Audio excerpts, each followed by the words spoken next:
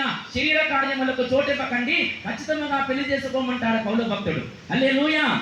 మరి పౌలు భక్తుడు చెప్పిన మాటకు పరిశుద్ధాత్మ దేవుడు ఆమోదముద్ర వేసినాడు. బైబిల్ గ్రంథంలో కొత్త నిబంధన గ్రంథము చెబుతుంది, పెళ్లి అనేది ఘనమైనటువంటి కార్యము.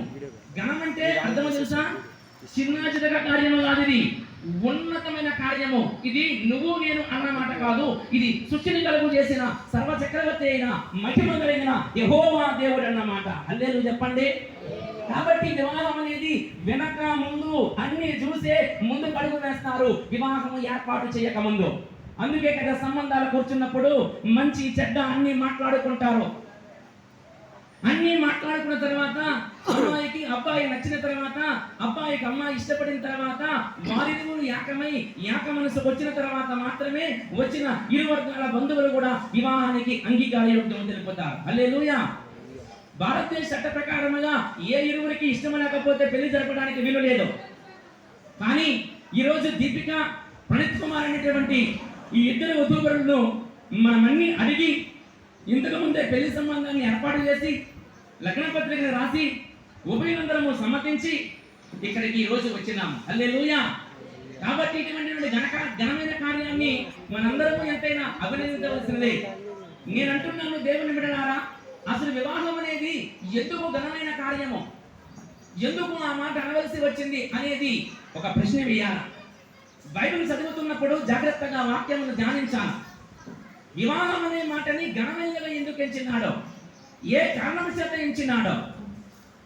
వివాహం అంటే రకరకాల అర్థాలు చెబుతారు నేటి సమాజం. హల్లెలూయా. వివాహం అంటే ఒక్కొక్కరు ఒక్కో రకమైన అర్థాన్ని ఇస్తారు. ఎవరు ఏ అర్థాన్ని ఇచ్చినా అది చట్టము కాదు, కానీ భగవంతుడు, దేవుడు, పరిశుద్ధాత్మ దేవుడు బైబిల్ గ్రంథంలో ఇచ్చినటువంటి ఏదైతే చట్టం ఉందో, ఏదైతే మాట ఉన్నదో అదే ఉన్నతమైనటువంటి లేఖన భాగము. ఆ మాటకి మనందరం కట్టుబడి ఉండాలి. హల్లెలూయా. పెళ్లి ఎందుకు చేసుకోవాలి, అసలు వివాహ కార్యం అనేది ఎందుకు ఘనమైనదిగా చేయబడింది, ఆ మాట చెప్పి నేను ముగించేస్తాను. ఎందుకంటే ఇది సందర్భము కాదు కనుక, ఎందుకంటే వివాహం జరగవలసి ఉంది కనుక. దేవుని బిడ్డలారా, మన సంఘాలు ఇటువంటి మర్మాలు కలిగిన వాక్యాలు వినవచ్చు. మన యొక్క లోకల్గా మీరు వెళ్ళేటటువంటి ఆరాధనా స్థలాలలో అయ్యగారు ఇటువంటి మర్మాలను మీకు చెబుతుంటారు. అందుకే ఇంకా నేను ఎక్కువ చెప్పదలుచుకోలేదు కనుక వివాహ కార్యక్రమంలో ముందుకు వెళ్ళాలి కనుక ఒక్క మాట చెబుతాను. ఎందుకంటే ఎందుకు దేవుడు వివాహమును ఘనమైనదిగా ఎంచినాడు, దానికి కారణము ఆ పరాత్పరుడే చెప్పాలి. హల్లెలూయా. మనం వేసిన ప్రశ్నకు ఆయన చెప్పాడు. యేసు ప్రభు ఒక ప్రశ్న వేశాడంటే యేసుకు యేసే జవాబు. బైబిల్ ఒక ప్రశ్న వేసిందంటే బైబిల్కు బైబిలే సమాధానం ఇవ్వాలి. ఈ లోకంలో మరొకడు ఎవడు సమాధానం చెప్పలేడు. అటువంటి మహత్తర గ్రంథము భూమి మీద ఉన్నది, అది ఏకైక గ్రంథము బైబిల్ గ్రంథం. గట్టిగా చప్పట్లు కొట్టి దేవుని నామాన్ని మహిమపరచండి. హల్లెలూయా. హల్లెలూయా. మనం ఒక ప్రశ్న వేసామంటే ఇంకొక ఆన్సర్ చెప్పవచ్చు ఏదో తెలిసిన విధంగా, లేకపోతే వాళ్ళు ఒక ప్రశ్న వేస్తే మనం ఒక ఆన్సర్ చెప్పవచ్చు ఏదో తెలిసిన విధంగా. బైబిల్ గ్రంథం ప్రశ్నించిందంటే బైబిల్కు బైబిలే సమాధానం చెప్పాలి. దేవుడు ప్రశ్నించినంటే దేవుడికి దేవుడే సమాధానం చెప్పాలా. కనుక దేవుని బిడ్డలారా, ఇట్టి మహిమ కలిగిన వాక్యం ఇది. వాక్యము రెండంచుల ఖడ్గము కలిగినది. దీనికి ఎదిరిల్లామా మనం దెబ్బకు దొరికిపోతాం. కనుక దేవుడు అంటున్నాడు కదా, వివాహమును ఎందుకు ఘనమైనదిగా ఎంచినాడు అనే మాటకి సమాధానము ఆయనే చెబుతాడు. ఒక మాట చదివి ముగించుదాం. ఆదికాండం 2వ అధ్యాయము బైబిల్ గ్రంథం ఉన్న వారందరూ తెరిచిన ఆదికాండం 2వ అధ్యాయము 18వ వచనమును ఒక్కసారి ఎవరైనా చదివి వినిపిస్తే మంచిది. ఆదికాండం 2వ అధ్యాయం 18వ వచనం చూడండి. మరియు దేవుడైన యెహోవా నరుడు ఒంటరిగా ఉండుట మంచిది కాదు, వానికి సాటి అయిన సహాయము వాని కొరకు చేయుదును అనుకునేను. హల్లెలూయా. హల్లెలూయా చెప్పండి. ఎందుకు వివాహము జరగాలి, ఎందుకు దేవుడు వివాహమును ఘనమైనదిగా ఎంచినాడు, క్లియర్ కట్ గా బైబిల్ సమాధానం ఇచ్చేస్తుంది. దేవుడు సమాధానం ఇచ్చేస్తున్నాడు. ప్రశ్న దేవుడిదే, ఆన్సర్ కూడా దేవునిదే. హల్లెలూయా. ఏమంటున్నాడు తెలుసా? నరుడు ఒంటరిగా ఉండుట మంచిది కాదు. ఏ మనిషి అయినా కానీ భూమి మీద మానవుడిగా పుట్టినామంటే ఎంతమంది అయినా ఉండి మనకి, కానీ మన మనసును అర్థం చేసుకొని మన కష్టాన్ని అర్థం చేసుకొని, మన బాధను అర్థం చేసుకొని, మన ఆనందాన్ని పంచుకున్న ఒక మనిషి భూమి మీద కావాల ప్రతి మానవుడికి. చెప్పడబడి దేవుని మనమయపరచండి. హల్లెలూయా, హల్లెలూయా. నీ కనబడినందుకు నీ బాధ అర్థం చేసుకోరు. ఈ రోజు ఇక్కడ కూర్చున్నాం అందరం, నా బాధ మీరు అర్థం చేసుకోరు, నీ బాధ నేను అర్థం చేసుకోను. కానీ ఇప్పుడు ఒక గంట అక్కడ పెళ్లి జరిగిపోతున్నటువంటి దీపిక కష్టాన్ని, దీపిక ఆనందాన్ని కుమారుడైనటువంటి పండిత్ కుమార్ అర్థం చేసుకుంటాడు. ఎందుకంటే వారు భార్యాభర్తలు కాబట్టి. హల్లెలూయా. ఒకవేళ పండిత్ కుమారికి ఒక ఆనందం వచ్చిందనుకో, వెంటనే వచ్చి చెప్పడానికి ఒక భాగస్వామి కావాలి. కష్టంలో ఉన్నప్పుడు మన వాదార్చడానికి ఒక మనిషి కావాలి. నాకెవరో వద్దు, నేనెవరు, నాకు సంబంధం లేదు, నాకైనా బతికేస్తాను, ఇది శుద్ధ తప్పు, ఇది శుద్ధ తప్పు. ఎంతటి వాడైనా, ఎంత ధనవంతుడైనా, ఎంతటి ఉన్నతవాడైనా సాటి అయిన సహాయం కావాలి. హల్లెలూయా. ముఖేష్ అంబానీ మీ అందరికీ తెలిసిన వ్యక్తే. ఎందుకు ఈ సమయంలో ఆ వ్యక్తిని నేను జ్ఞాపకం చేస్తున్నాను. ముఖేష్ అంబానీ గారి యొక్క కొడుకు, ఆయన పేరు ఏంటన్నా, అనంత అంబానీ గారు. హల్లెలూయా. కోటీశ్వరుడు. నాకెవరి సహాయం నాకు అక్కర్లేదు, డబ్బు ఉంటే చాలు, డబ్బుతో నేను బతికేస్తా. మా నాన్న కోటీశ్వరుడు, మా అమ్మ కోటీశ్వరాలు, భూములు ఉన్నాయి, ఆస్తులు ఉన్నాయి, కోట్ల అధిపతిని అని అనలేదు. సరైనటువంటి వయసు వచ్చింది. డబ్బు మనం అనుకుంటున్నాము కానీ కొన్ని కార్యాలు చేయలేదు. అబ్బాయికి ఆ తండ్రి కోటీశ్వరుడు ఏం చేస్తున్నాడంటే, నాన్న నువ్వు పెళ్లి చేసుకోవాలరా అన్నాడు. హల్లెలూయా. నాన్న మనకి డబ్బు ఉంది కదా, ఆస్తి ఉంది కదా, వేరొక మనిషి సహాయం మనకెందుకు నాన్న అంటే, కుదరదు నాన్న, ఎంతకాలం నేను నీతో ఉండలేనురా. కోట్లకు అధిపతులు అయితే కావచ్చు, మేడలో మిద్దులు ఉండొచ్చు, కానీ ఏదో ఒక రోజు నేను ఈ లోకం నుంచి వెళ్ళిపోతాను నాన్న, మీ అమ్మ కూడా ఉండదురా అని తండ్రి చెప్పుకుంటాడు. కాబట్టి నేనున్నప్పుడే నా కల్లారా మీ అమ్మ నన్ను బతికున్నప్పుడే నువ్వు ఒక ఇంటి వాడివి కావాలరా. ఎందుకు నాన్న అంటే, నేను వెళ్ళిపోయిన తర్వాత భూమి మీద నుంచి నీ కష్టాన్ని పంచుకునే ఒక మనిషి ఉండాలరా, నీ బాధని ఆనందాన్ని పంచుకునే ఒక వ్యక్తి కావాలి నాన్న. ఎక్కడికి వెళ్ళి పని చేసుకుని వస్తే గిన్నెడు మంచినీళ్ళు ఇచ్చి ఇదిగో తాగండి అని చెప్పి ఒక దాత ఉండాలరా నాన్న.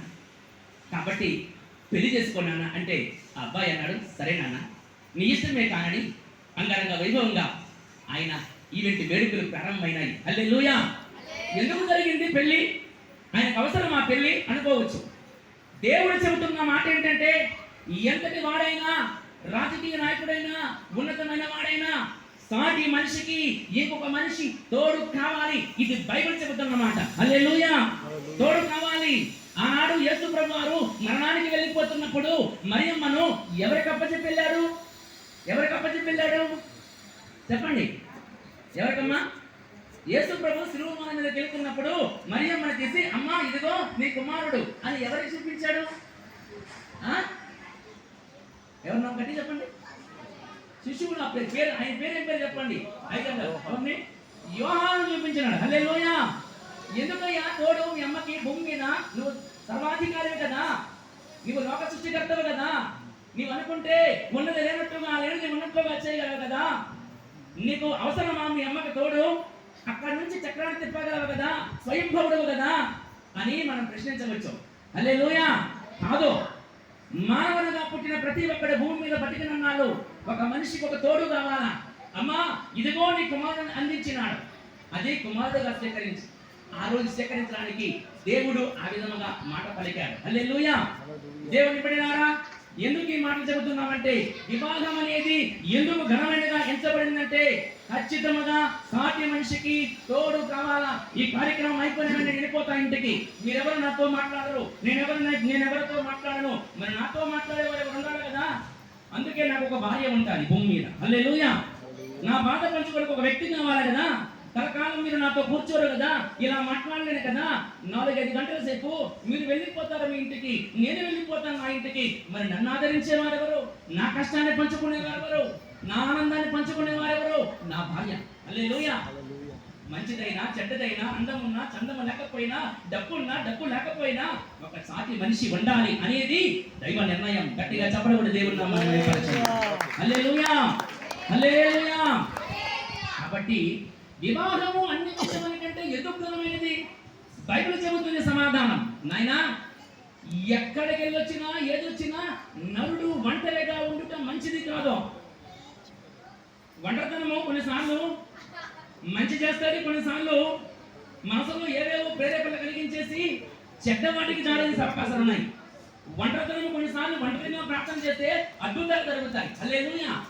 కానీ ఒంటరితనం ఒకసారి ఏమి పని పాట లేకుండా ఎక్కడో అక్కడెక్కడో ఒంటరిగా కూర్చొని ఆలోచిస్తే ఏవేవో పిచ్చి పిచ్చి ఆలోచన తప్ప మంచి ఆలోచన రావు. కనుక దేవుని బిడ్డలారా, నరుడు ఒంటరిగా ఏ నరుడు ఉండడానికి వీలలేదు.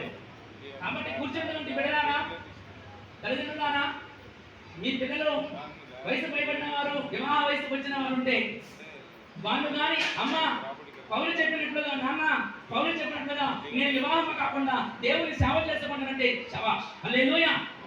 అలా కాదు, వయసు రాగానే అటు చూపు ఇటు చూపు ఇటు చూపు అటు చూపు, ఇంటికి సరిగ్గా రాకపోవడము, ఇలాంటి కార్యాలు మీ కుటుంబాల్లో కానీ మన కుటుంబాల్లో జరిగినప్పుడు, యవ్వన బిడ్డలు వయసుకు వచ్చినప్పుడు, బిడ్డలారా బైబిల్ గ్రంథం చెబుతుంది ఖచ్చితంగా మీ బిడ్డలకు అడగండి, నాన్న పెళ్లి చేద్దామరా అని అడగాలి. అది తల్లిదండ్రులుగా మీ బాధ్యత. హల్లెలూయా. అంతేగాని వాడు తిరుగుతుంటే, ఆమె తిరుగుతూ ఉంటే, ఎక్కడికి వెళ్తే ఇలా సంవత్సరాలు గడిచిపోతున్నాయిలే, నాకు బాగుందిలే అనుకుంటూ పోతే, బైబిల్ వాక్యం చెబుతుంది నరుడు ఒంటరిగా ఉంటే ఏ నాటికైనా అది మంచిది కాదు అని బైబిల్ చెబుతున్న లేఖనమిది. హల్లెలూయా. ఇలా ఎన్నో కుటుంబాలు చెడిపోయినవి ఈ సమాజంలో సార్వత్రిక సంఘంలో చూస్తున్నాం. కాబట్టి వయసు రాగానే బిడ్డలకి వివాహం జరిపించాలి. ఏ మతమైనా కానీ వయసే, అందరికీ ఒకటే వయసు. కనుక మనము పట్టించుకోము. ఈరోజు బిడ్డలు అడ్డుదోరు తప్పడానికి కారణం ఏంటి తెలుసా? సెల్ ఫోన్ వచ్చేసింది, మాకు తెలియదంటూ ఏమీ లేదు.